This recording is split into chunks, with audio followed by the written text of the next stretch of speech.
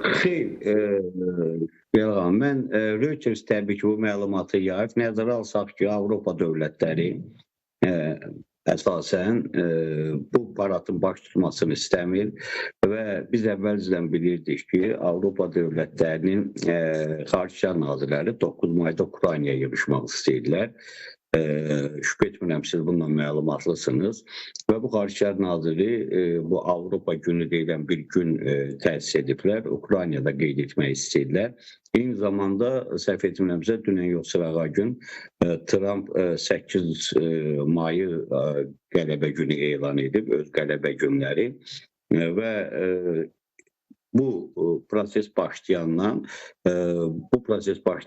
Avropa İttifaqı başda von der Leyen, Kaja Kallas olmaqla Avropa liderlərini hədələyirdi ki, parata kim getsə, yəni söhbət Avropa İttifaqına üzvlüyə namizəd dövlətlərdən gedir, üzv olan dövlətlərdən gedir, hədələyirlər.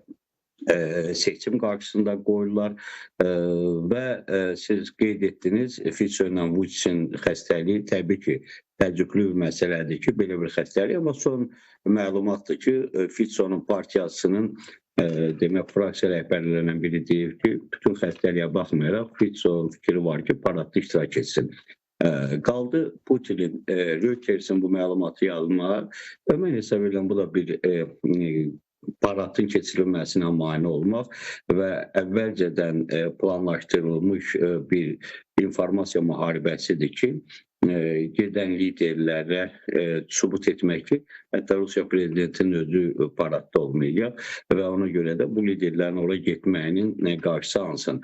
Mən tam əminəm ki, ona görə deyirəm, tam əminəm ki, bu Rusiya üçün çox önəmli bir paraddır. Siz də biz də bunu bilirik. Özü də belə bir vaxtda ki, Avropada Vətən müharibəsinin tarixinə öz baxış bucaqları var, Amerikada öz baxış bucaqları var və Rusiyanın öz baxış bucaqları var. Hər kəs qələbəni öz adına çıxartmaq istəyir, faşizmə qələbəni. Ona görə Putin üçün bu çox prinsipial məsələdir.